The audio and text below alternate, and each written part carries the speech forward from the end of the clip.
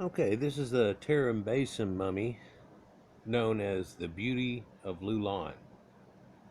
She was found along with 200 others in the edge of a desert in the Tarim Basin area in China, not too far away from all the pyramids that start showing up in China that you probably don't know anything about. For a lot of them have been hidden over with trees planted on them and earth and kind of just hidden away for some reason, and we'll get to that in just a minute. You can tell she's got auburn hair here, Phrygian type cap, and a cashmere type shawl that's over some other intricate types of fabric, one of which is a tartan type of fabric. And a lot of the people that are found with her have this same type of thing. She was also found with an eagle's feather. The Beauty of Loulan and the Tattooed Mummies of the Tarim Basin. And we've talked about tattooing here recently.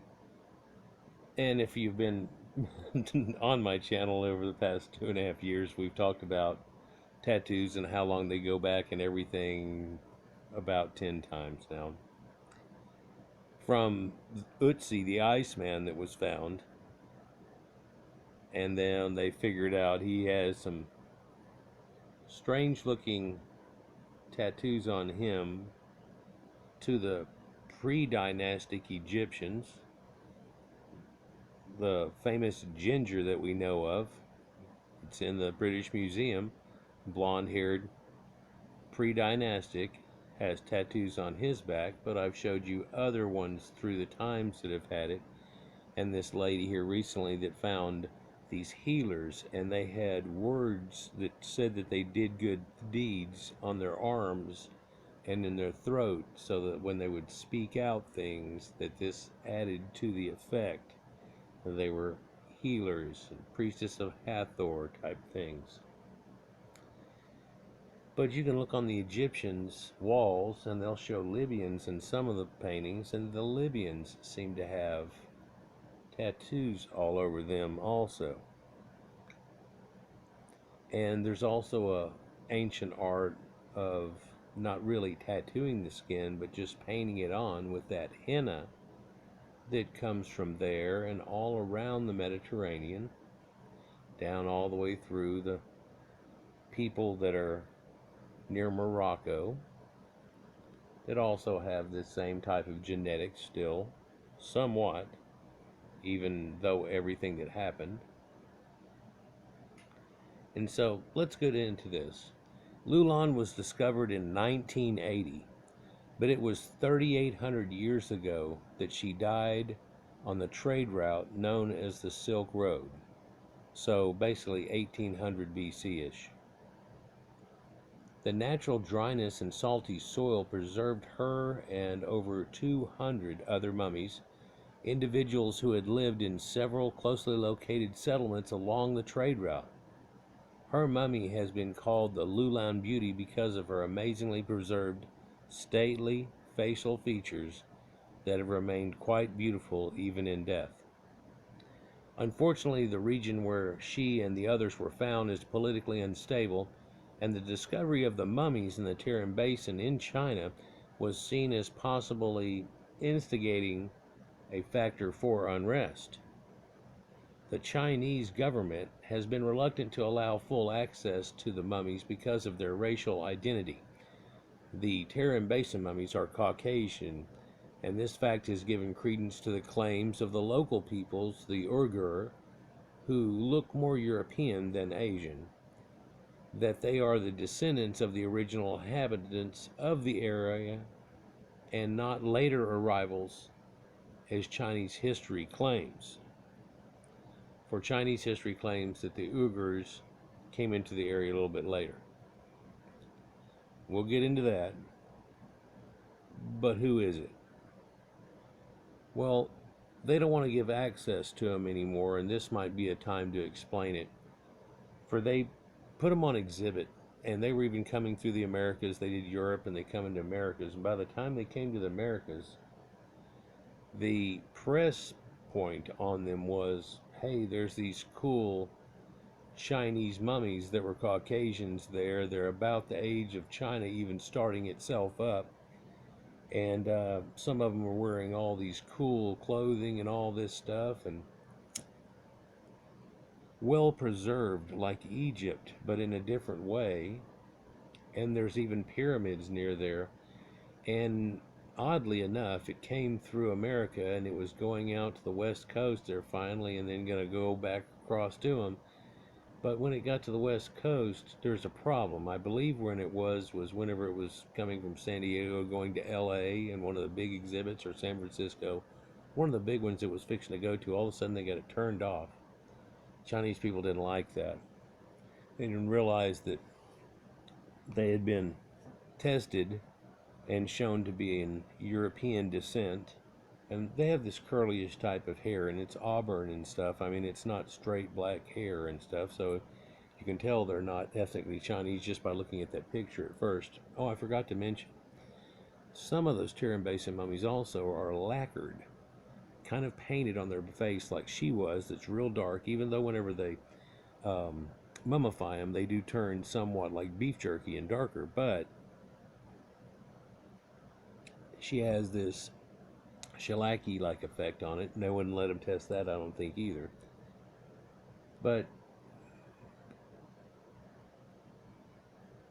they're not actually related to the Uyghurs, and so, which is kind of where ogres come from too, by the way, but that's from an ancient thing of a time and a people that were there that were very much taller than these other people that were living somewhat in the area, and stories that came out of that. Oh, hot to ding.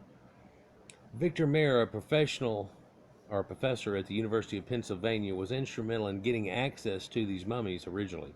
He and Paolo Francescoli, oh my God, a geneticist, Francescoli, I think I'm better, a geneticist, were finally able to obtain some genetic samples in 1993. Their findings reveal that the mummies are indeed European, but they were probably migrated from Siberian region and unrelated to the actual Uyghurs, or the people we call the Uyghurs today that are living in that area. The Chinese government did allow further testing in 2007 and 2009, and the findings supported the Siberian connection, as well as suggesting the mixing of people from Mesopotamia, such as Sumerians that lead all the way up into Anatolia, and the Indus Valley people, which, yes, that's connected to the Proto-Indo-European Aryans also, Europe, and other unknown sources. Bet if you gave that to somebody who knew, they would be somewhat known sources, for you can find matches just about anywhere now. And ironically, some of these are showing up in Egypt as part of the constituents that make it up.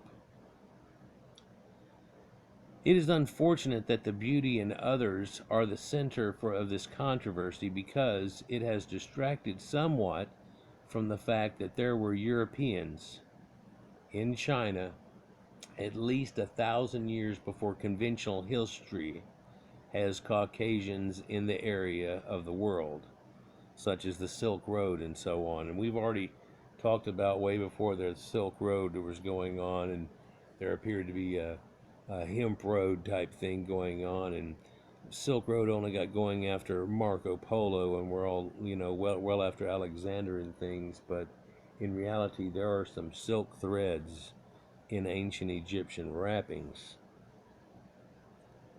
so it's showing a connection all kinds of ways.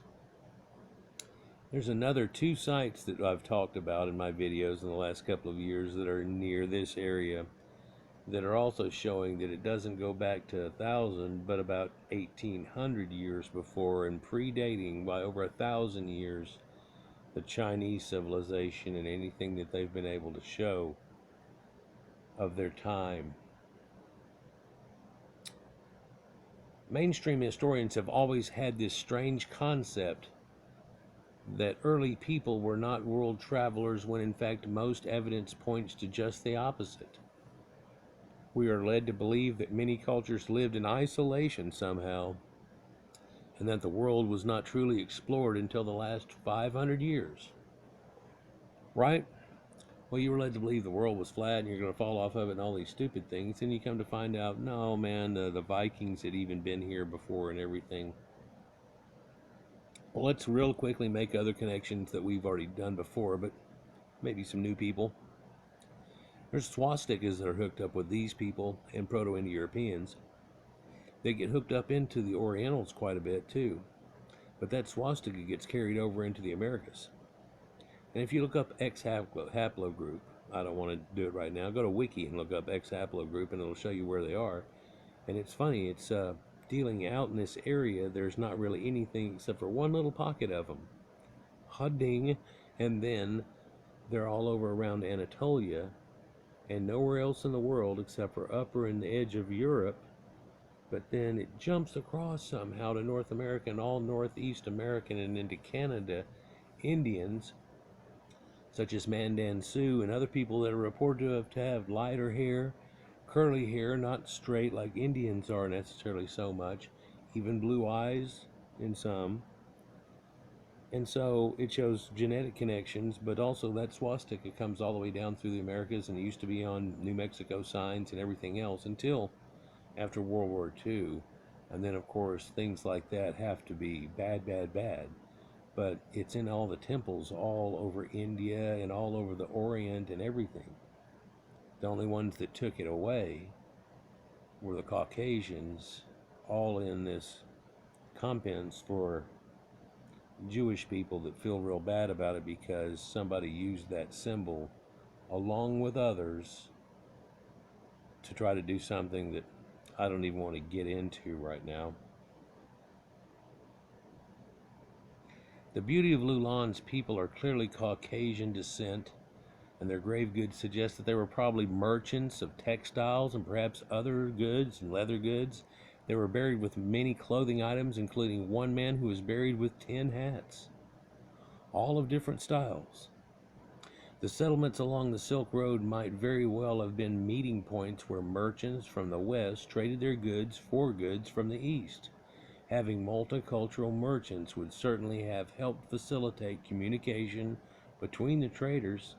Pliny the Elder described the traders from this area as tall, with flaxen hair and blue eyes. He also described their language as uncouth noise, though. And Proto-Indo-European linguistics in this area have a lot of guttural, throat-clearing sounds almost, and doesn't sound as eloquent as refined Greeks. And if you note, the Greeks pretty much thought that everybody had a somewhat uncouth barbarism or vocality to themselves and everything. They themselves shaved except for their wisdom caretakers, and they felt like everybody else should do that. When other people's common people grew some beards, that was barbaric, and that's where barbers come from, and beards, and this concept of it. Barbarossa was red beard, as in barber, and rosa, as in red rose.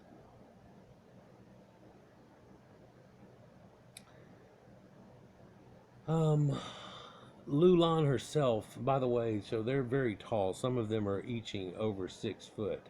And so they were saying, well, nobody came there, nobody did anything, but somebody got around somehow. Well, from the time of Cro-Magnon times, people were getting around somewhere, and that's dating at least 40,000 BC. But where we find it at is somewhere around 28 to 29,000, and those people's genetics are still around today. And we no longer call them Cro-Magnon, now we just call them early European hunter-gatherers.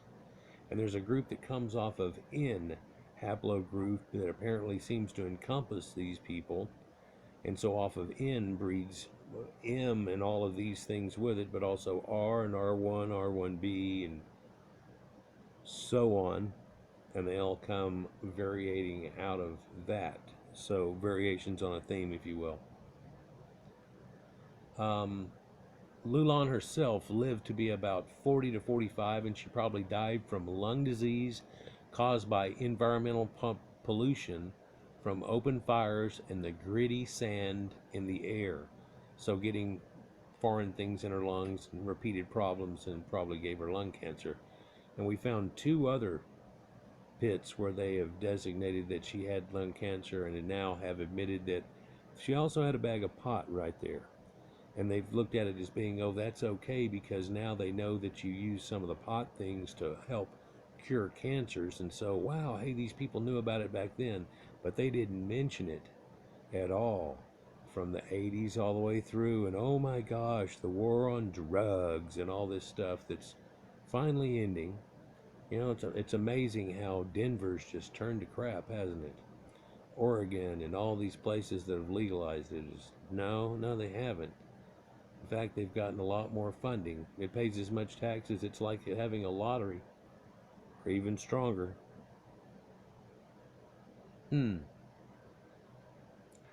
So, she was buried in well-made woven clothing, and some of her other mummies are actually wearing plaid patterned loomed cloth, this tartan style, much like you would find in Western Europeans, like kilts. Tartan has to do with Tartars, Tartaria, Tartarus, which apparently in some maps shows up to be in Spain, but all the other words I just used before are showing up in Proto-Indo-European lands. And a lot of Europeans probably don't think that past the Black Sea there just ain't nothing there. It's just, there's some stuff, and then China. But no, that's a huge area. You could throw America in the middle of it. I mean, it's huge. Many of these mummies, though, are tattooed. Perhaps even most of them are. But the descriptions of the individuals often do not mention tattoos or pot, or refer to them as an important curiosity even. However, I believe the tattoos represent an artistic and cultural link with people all across Eurasia and even Western Europe. What the dang? The tattoos appear to have been done in the manner of the Scythians, Thracians, and the Pazric culture, where the design is achieved by the puncture technique and not the sewing technique. And so we can see that they have a tattoo connection, which I've talked about. And so this is really just a verifier video. Somebody coming out with something that's verified 3 or 4 videos that I've made about this situation and who these people are and where they connect to. And you ought to check those pyramids out. They're huge. There's a bunch of them. In fact, there's a group that lays out just like Orion and everything. But no touchy. Yeah, they're definitely not going to do that. Right. The tattoos appear to have been done in the manner of those Scythians or Thracians and Pazric, where the design is achieved by the puncture technique and not the sewing technique. Instead of trying to sew up under the skin, you actually just do the puncturing, little bitty dots and lines, and you can make more intricate things off of it. And that's what pretty much everybody uses, and it's more modern, what the people are doing today, you know. The puncture method results in darker and larger fields of color and is much more like this modern tattooing. One of the female mummies has crescent moons and ovals tattooed on her face. The moon designs are suggestive of goddess worship in many cultures, and the presence of the tattoos on her face tells me, a tattoo artist, that whatever the designs meant, they were very important to her, since she chose to display them where she could not hide them, i.e., they also immediately identify her to others. And there might be a hidden healer who has them on his arms, and he can expose them whenever he's going into healing and doing things like that. But whenever she has them on her face, like the Picts used to have and stuff too, ding, well, that's kind of exposing. As soon as you get close, you'll notice. But there's that other one that I've showed you in my other last video on them that has this almost a kiss mark or an eye on her forehead, right in the spot of this pineal third eye situation. Yeah, but in that video we started talking about Buddha and how Buddha is described as a round eye and everything, and then started showing even these cave pictographs that show these Buddhists and stuff and how they're all blonde haired and so on. Now they tried to blow it up here recently. Yeah. But so this identifies her straightforward as a shaman type. Somebody comes in and she flip back and take a good look at you. You know, okay, this is the one. You know, there you go, right? Gives a vote of confidence too, because she's got it going on. So she also had heavy tattooing on her hands, which may be symbolic or simply decorative, as hands often are. But I think that it probably has something to do with healing or whatever she was adept at and used to. Can you imagine putting on healing hands? Interestingly, a male mummy from the area known as Chechen Man has sun tattoos on his temples, and that's the other guy that we looked at in the last video there, where he's in his nice silk robes and everything, real tall guy. The sun often represents the male god, and so it's possible that these two individuals function in some sort of religious or shamanistic role, that he was the sun and she was the moon, right? Ding. I believe a more detailed recording of the tattoos and their designs and the method by which they were done could reveal a great deal about the people, their beliefs, and their connections to both culturally and genetically with other groups all across Asia and Europe. Tattoos should not be ignored as if they are simply a decoration. A tattoo becomes the living flesh. When an ancient person chose to be tattooed, they were choosing to be changed, transformed, and brought closer to their deities, or it represented quite often something that they were all about. Still today, whenever we get tattoos, although some people may get something stupid, it's basically something that they're real endeared with, they're all about and stuff. If I would have got a tattoo whenever I was a kid, it would have been a Van Halen symbol or a pot leaf or something stupid. As I got older, it would have been symbols from ancient cultures and everything all over me. So I would have had, yeah, swastikas and all this other symbology and stuff, but I would end up being covered. And I'd want to do something for saltwater and probably have a clownfish and an anemone and a lionfish, you know, those look cool, and a shark and so on going on. Hell, that's going to be your whole back, you know, and I never wanted to really go there with it. Probably the thing that scared me off is when we were little bitty kids, we used a razor blade and ink out of a pen and scratched on our forearms a little cross. And we were cool, and we were part of this cool club. We only had bikes and crap and everything.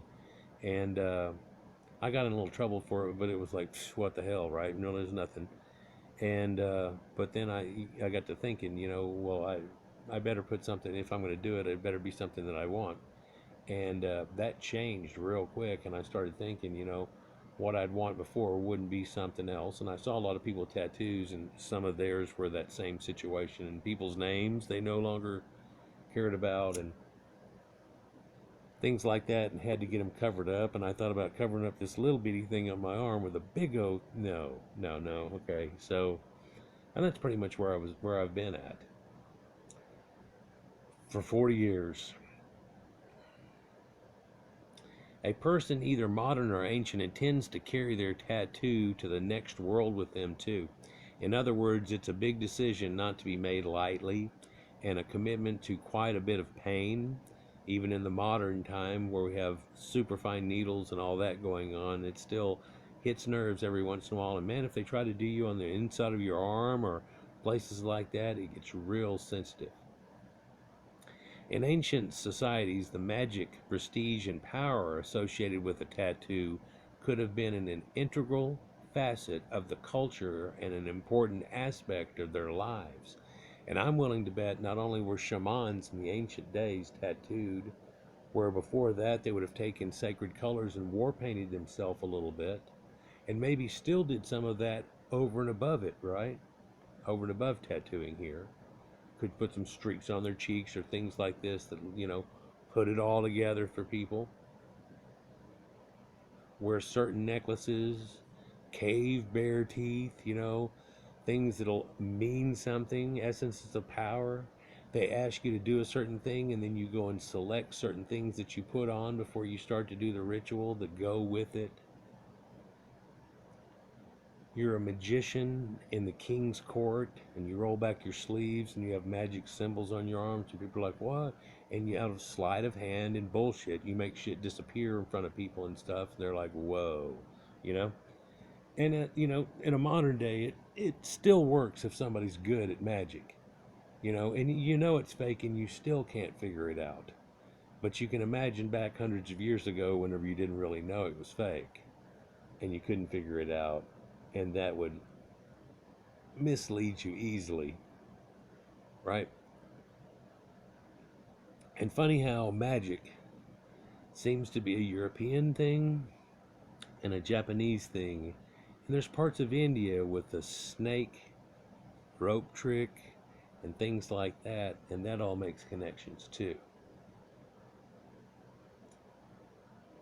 Tarim mummies are living proof that 4,000 years ago, people traveled over vast distances, interacted, interbred, and spread their cultural practices.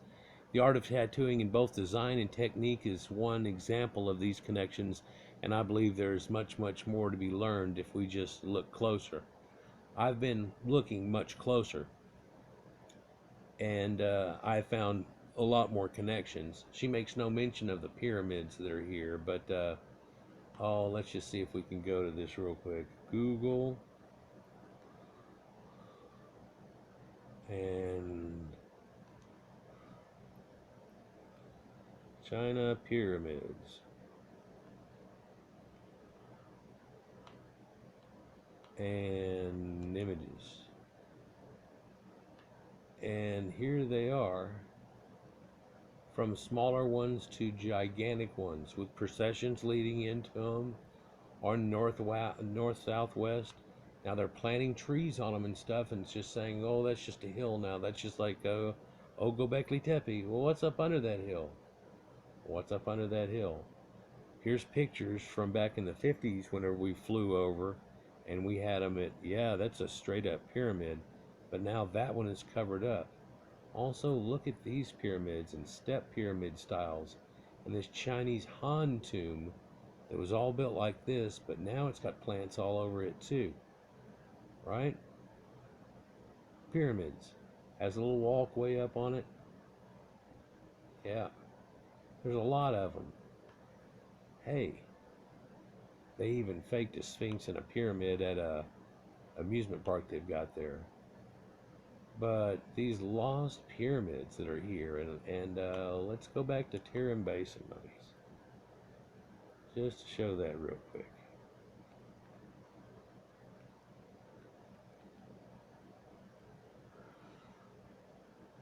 So here's Chechen Man right there. Here's a close-up on him. Chechen Man, Uyghur region. Hey, now conveniently, there's some of those Buddhists that had red hair and blonde hair on them. They're wearing these Buddhist-looking Chinese stuff, but they ain't Chinese people. Look at this other beauty here of Loulan. Tattoos all over the hands. So when they say she had a tattoo, this is not like 3 dots in a circle here, bud. This is scribbling all over her with symbols that mean things. This is the way that a lot of people think that she looked. And look at this other one here and how pale she is in it too. But Tarim Basin mummies, and then this blonde one here that they've done a recreation of, and she's the one that has the eye right on her forehead. See it? Yeah, that guy's well over 6 foot. Isn't that interesting? Here's another one that has huge braided hair that's blonde. Bunch of little braids all over it and 2 big ones. Ponytails, if you will. Hey, ponytails. Yep, these people have something to do with ponies. And culturing horses. And getting around. That spread through everywhere. All those ancient Caucasians that heralded civilization. Everywhere. Yeah. Like, share, and subscribe and enjoy. And we'll get on to a new one. Peace.